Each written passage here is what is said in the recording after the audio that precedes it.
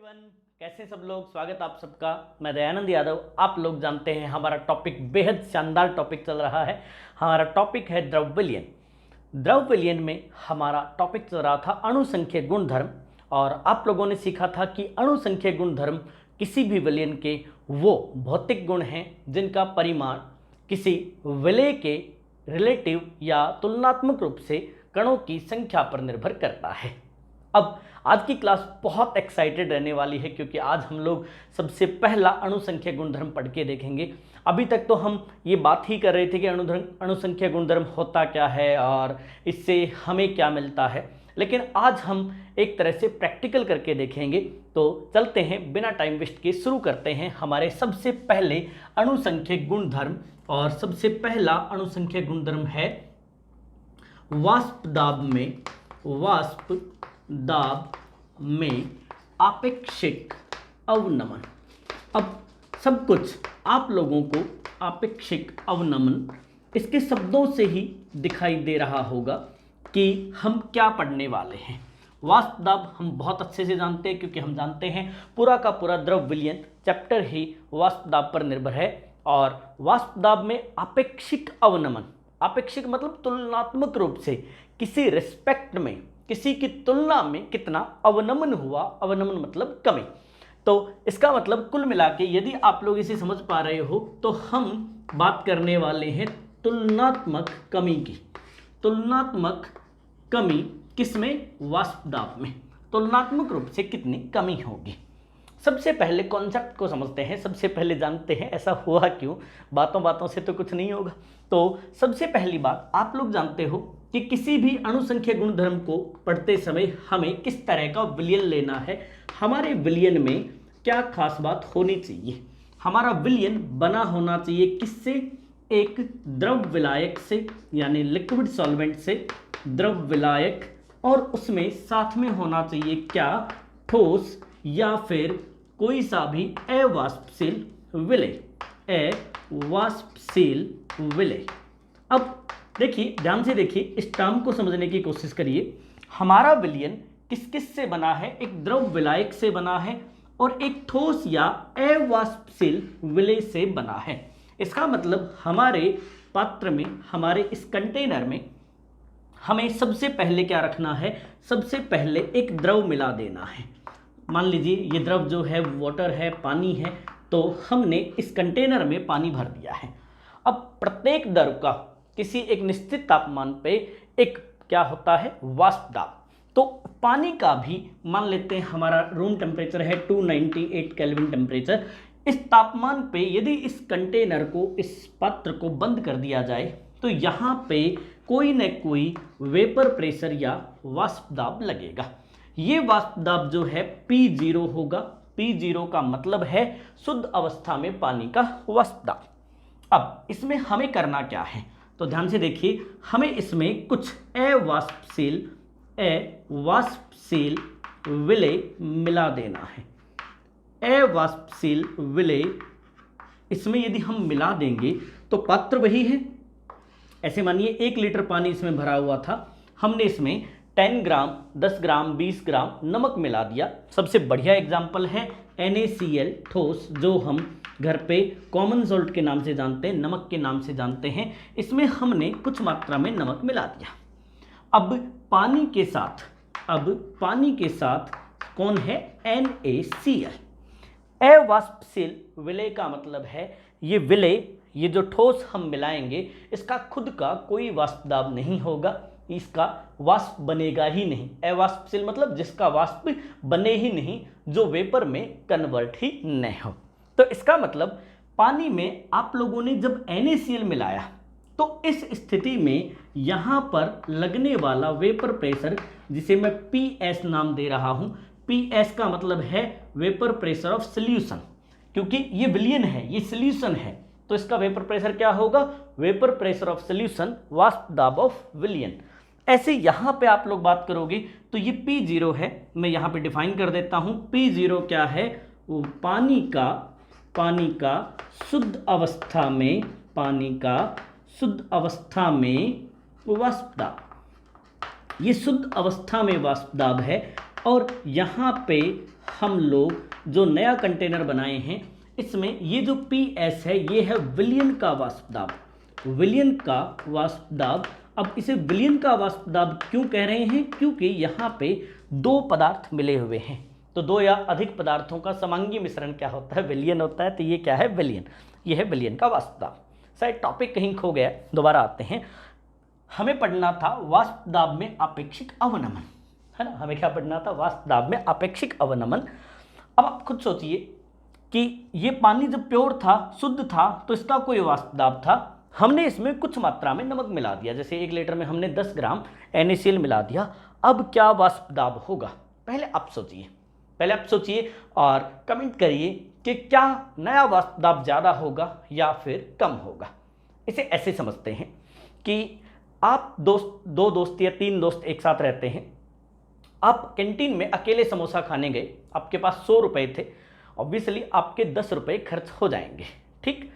अब आपका एक दोस्त आपके साथ जा रहा है, लेकिन उसके पास पैसे नहीं है, वो अवाष्पशील है, उसके पास मनी नहीं है, पैसे नहीं है। तो अब आप दोनों समोसा खाने जा रहे हैं। अब आपके 20 रुपये लगेंगे, किसके? सिर्फ एक आदमी के 20 रुपये लगेंगे। तो कुल मिला के उसके खर्चे में क्या होगी? बढ़ोतरी होगी, उसके ज़्यादा पैसे लग गए। अब जैसे जैसे ऐसे गरीब दोस्त मिलते चले जाएंगे, वैसे वैसे उसका खर्चा बढ़ता चला जाएगा। तो उसका जो नेट मनी है उसमें क्या होगी? कमी होगी। पहले आपके पास 100 रुपये थे, 90 बच रहे थे, अब 100 में से 80 बचेंगे। 3 दोस्त हो गए तो 100 में से 70 बचेंगे, लगातार कमी होती चली जाएगी। ये लगभग वैसा ही है। आप ये मानिए ये पैसे वाला दोस्त है और ये बिना पैसे वाला दोस्त है, अवाष्पशील, मतलब जिसके पास पैसे नहीं, जिसके पास वाष्प नहीं है। तो आपने इसमें जैसे जैसे अवाष्पशील पदार्थ मिलाओगे तो ये खुद तो वाष्प बना रहा था, लेकिन वो जो अवाष्पशील पदार्थ है उसके वाष्प नहीं बन रहे हैं। तो कुल मिला के आपके कमेंट में क्या आना चाहिए?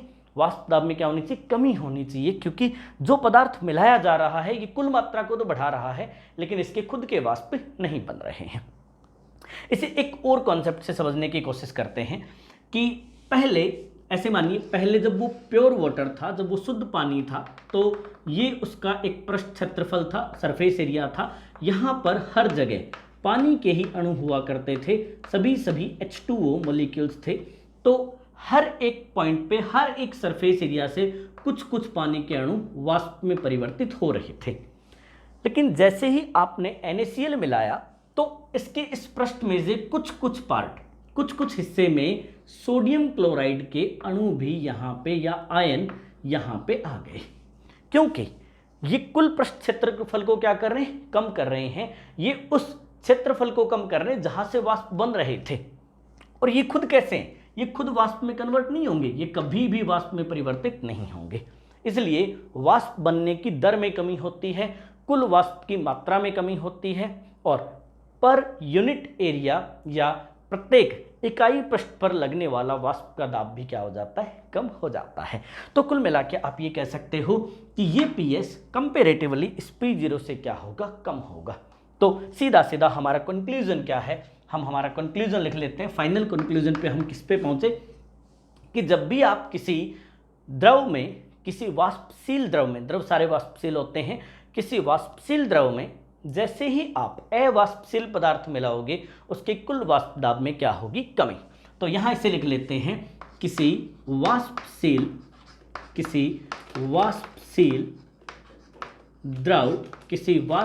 द्रव में अवाष्पशील विलय मिलाने पर या पदार्थ मिलाने पर, सीधा सीधा पदार्थ बोल देते हैं, पदार्थ ही यहाँ पे क्या है? विलय है। तो मिलाने पर क्या होता है? मिलाने पर कुल वाष्प दाब में कमी होती है, कुल वाष्प दाब में कमी होती है। तो प्यारे बच्चों, इसका मतलब यहाँ पे प्योर वाटर के केस में ज़्यादा वाष्प दाब था और ये कंपैरेटिवली क्या है? कम वाष्प दाब है। अब आप लोगों को इतनी कहानी तो समझ में आई गई होगी कि जैसे जैसे आप अवाष्पशील पदार्थ मिलाते चले जाओगे वैसे वैसे वाष्प दाब में क्या होगी? कमी होगी। कंसेप्चुअली तो आप लोगों को समझ में आ गया होगा। फिर भी बाई चांस आपको समझ में नहीं आया होगा, आप कमेंट सेक्शन में कमेंट करिए फटाफट से, ताकि आप लोगों के सभी डाउट्स में क्लियर कर सकूँ। अब बढ़ते हैं मैथमेटिकली। आप लोग जानते हो फिजिकल केमिस्ट्री में बातों से कुछ नहीं होता, हमें यहाँ पे हर चीज़ को मैथमेटिकली प्रूव करना होता है। तो इसे नोट कर लिया होगा आप लोगों ने, तो नोट कर लिया होगा तो फिर आगे बढ़ते हैं प्यारे देशवासियों।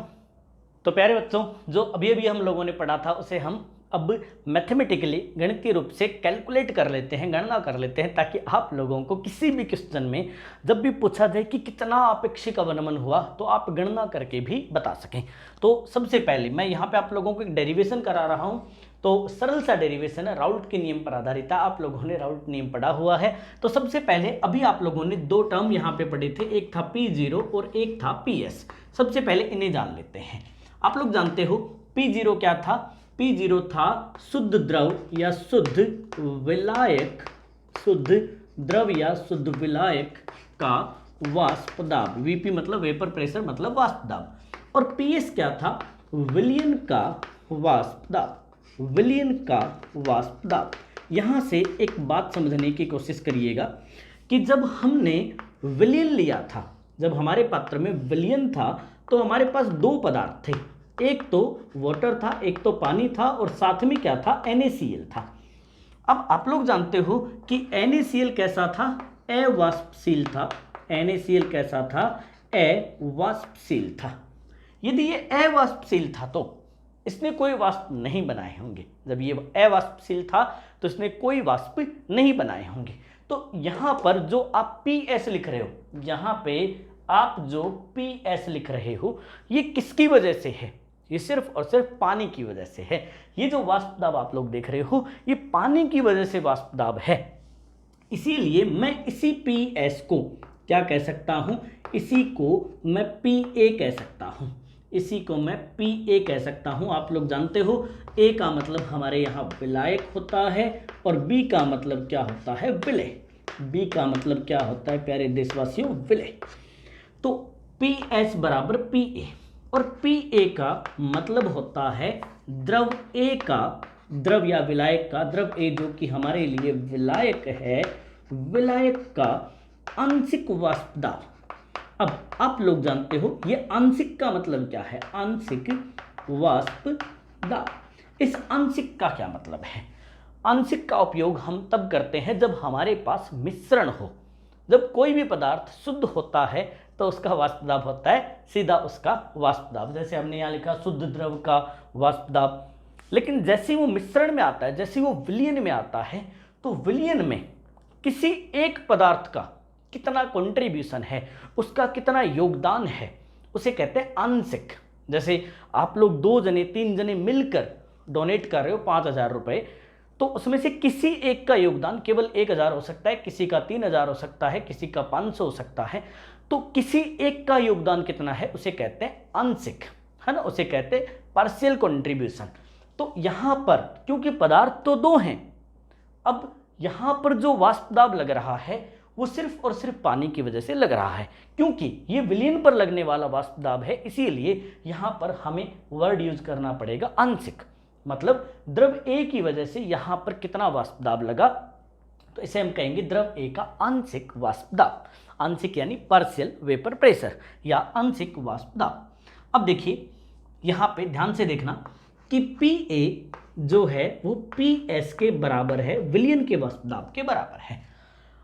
अब हमें ये देखना है कि वाष्प दाब में अवनमन कितना हुआ और आपेक्षिक मतलब शुरू के कंपैरेटिवली जो प्रारंभ में था उसकी तुलना में कितना कमी हुई। तो इस चीज़ को आप ऐसे समझिए, आप लोगों को एक नियम सिखाया गया था राउल्ट का नियम। तो यहाँ पे हम राउल्ट के नियम का उपयोग करेंगे। राउल्ट का नियम कहता है कि PA बराबर PA0 मल्टीप्लाइड बाई XA मतलब मोल भिन्न। राउल्ट के नियम के अनुसार किसी भी द्रव का विलयन में आंशिक वाष्प दाब उसके शुद्ध वाष्प दाब एवं उसके मोल भिन्न के गुणा के बराबर होता है। तो हमें यहाँ निकालनी है सबसे पहले वाष्प दाब अवनमन। वाष्प दाब अवनमन, वाष्प दाब में कमी कितनी हुई? अब आप बताइए कमी कितनी हुई वाष्प दाब में? एक बार आप फटाफट से कमेंट में लिख के बताइए कि वाष्प दाब में कमी कितनी हुई। तो कमी कितनी हुई, तो पहले कितना था और बाद में कितना बच गया? तो वाष्प दाब में अवनमन, वाष्प दाब अवनमन मतलब डेल्टा P कितना था? P0 minus PS। क्योंकि PS ही PA है। जैसे गंगाधरी शक्तिमान था, वैसे PS ही PA है। अभी अभी हमने सीखा, तो मैं इसकी जगह क्या रख सकता हूँ, PA रख सकता हूँ। तो मैंने यहाँ पे क्या रख दिया, PA रख दिया। अब PA की वैल्यू क्या है, P0 XA, तो डेल्टा P बराबर P0 माइनस P0। ए लिखना जरूरी नहीं है, आप लिखो तो हर जगह ए लिखो, नहीं तो कहीं मत लिखो। तो इसमें इतनी सी चीज़ में आप लोगों को कोई कन्फ्यूजन नहीं होगा। ए मतलब विलायक होता है और ज़्यादा कुछ नहीं। P0 XA मतलब ए के मोल अंश। इसे कॉमन ले लीजिए, तो डेल्टा P बराबर P0। अब एक में से XA हटा दीजिए, क्योंकि हमारे विलयन में दो ही पदार्थ थे, और यदि दो ही पदार्थ थे तो दोनों के मोल अंश XA एंड XB दोनों का योग कितना होना चाहिए, एक होना चाहिए। किसी भी विलयन में सभी पदार्थों के मोल अंश का कुल योग एक ही होता है। तो एक माइनस XA मतलब XB। तो आप लोग लिख सकते हो delta P upon P0 equals to, यहाँ पे रख दीजिए XB। अब देखिए, ध्यान से देखना, ध्यान से देखिए, बहुत बहुत ही ज़्यादा इंपॉर्टेंट बातें बताने वाला हूँ आप लोगों को। मतलब आप लोग यदि नीट का पेपर देने जा रहे हैं, यदि आप लोग जेईई मेंस का पेपर देने जा रहे हैं, तो सबसे ज़्यादा बच्चे जहाँ मिस्टेक करते हैं वो होते हैं शब्द। आप लोग भी बहुत बार एग्जाम दिए होंगे, टेस्ट दिए होंगे, तो टेस्ट के बाद आप लोग कहते हैं यार सिली मिस्टेक हो गई यार, है ना यार, ध्यान से पढ़ा नहीं यार, है ना। ये वही वाला पार्ट है जहाँ पे इस तरह के मिस्टेक्स होते हैं। तो यहाँ पे डेल्टा पी को फुल फॉर्म में लिख लीजिए। डेल्टा पी की जगह लिख लीजिए P0 माइनस PS या PA, जो आपका मन करे। PS रखें तो ज़्यादा अच्छा रहेगा, upon P0 equals to XB, और XB को भी आप लिख सकते हो NB upon NA plus NB। NA upon NB मतलब मोल ऑफ A, N का मतलब होता है मोल, तो B के मोल बटा कुल मोल। ठीक, अब ध्यान से देखिए यहाँ पे कौन सा टर्म किसे रिप्रेजेंट करता है। देखिए P0 माइनस PS, ध्यान से देखना, P0 माइनस PS ये होता है वाष्प दाब में कमी। भाई कमी कितनी हुई, तो वाष्प दाब में कमी, और कमी को हम कहते हैं प्यार से क्या, अवनमन। तो वाष्प दाब अवनमन।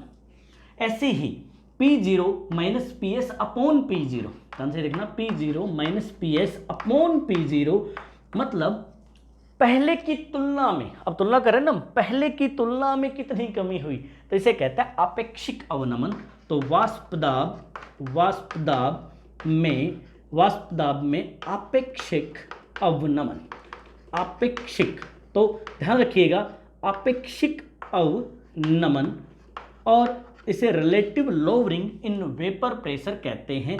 इसे RLVP के नाम से जानते हैं सॉल्ट में, इसे LVP के नाम से जानते हैं सॉल्ट में। RLVP मतलब relative lowering in vapour pressure, और ये है lowering in vapour pressure. Lowering मतलब कमी, वेपर प्रेशर मतलब वाष्प दाब। ठीक, तो एक बात बहुत ध्यान से देखना कि वाष्प दाब में आपेक्षिक अवनमन एक अणुसंख्यक गुणधर्म है, ये एक कोलिगेटिव प्रॉपर्टी है, ये एक अणुसंख्यक गुणधर्म है। लेकिन वो जो आप ऊपर देख रहे हो ना, वाष्प दाब में कमी, ये अणुसंख्यक गुणधर्म नहीं है। तो ये बात यहाँ पे जरूर से नोट कर लेना, ये बहुत इंपॉर्टेंट है, ये बहुत इंपॉर्टेंट है कि ये अणुसंख्यक गुणधर्म नहीं है। मैं यहाँ लिख रहा हूँ नहीं है, अणुसंख्यक गुणधर्म नहीं है। तो यही आप लोग गलती करते हो, नहीं है, यहाँ पे स्पष्ट लिख रहा हूँ मैं, नहीं है। प्यारे बच्चों, क्या है, यदि एग्जाम में पूछा जाए, परीक्षा में पूछा जाए, सीधा सीधा एग्जाम में क्वेश्चन आया कि आपेक्षिक अवनमन कैलकुलेट करिए, गणना करिए, या फिर अवनमन की गणना करिए, दोनों का उत्तर अलग अलग आएगा। आपेक्षिक अवनमन का मतलब होता है XB, और अवनमन का मतलब होता है क्या, P0 गुणा XB, P0 गुणा XB। तो दोनों में अंतर है, बहुत ही ध्यान से आप लोग इसे करिएगा। जब भी आप एग्जाम में याद करें तो इस टाइम जैसे ही आपेक्षिक अवनमन या अवनमन शब्द आए तो मेरे को याद कर लेना, और सबसे पहले कंफर्म कर लेना क्या वो आपेक्षिक अवनमन पूछ रहा है या फिर अवनमन पूछ रहा है। तो प्यारे बच्चों, आप लोगों ने सीखा वाष्प दाब में आपेक्षिक अवनमन। उम्मीद है आप लोगों ने इसे नोट कर लिया होगा। अब देखिए, हमने आज सीखा आपेक्षिक अवनमन की गणना कैसे करते हैं और आपेक्षिक अवनमन होता कैसे है। अब इस पर बेस्ड न्यूमेरिकल्स हम अगली क्लास में करेंगे। तो प्यारे बच्चों, उम्मीद है आप लोगों को बढ़िया से ये टॉपिक समझ में आया होगा। फिर भी कोई कमी रह गई हो, कुछ मैं भूल गया हूँ, या फिर कुछ बाई चांस कोई मिस्टेक हो गई हो, वैसे होती नहीं है कभी, लेकिन बाई चांस कुछ हो गई हो तो कमेंट सेक्शन में कमेंट कर देना। तो प्यारे बच्चों, मिलते हैं अगली क्लास में। टेक केयर, बाय बाय, जय हिंद, जय भारत।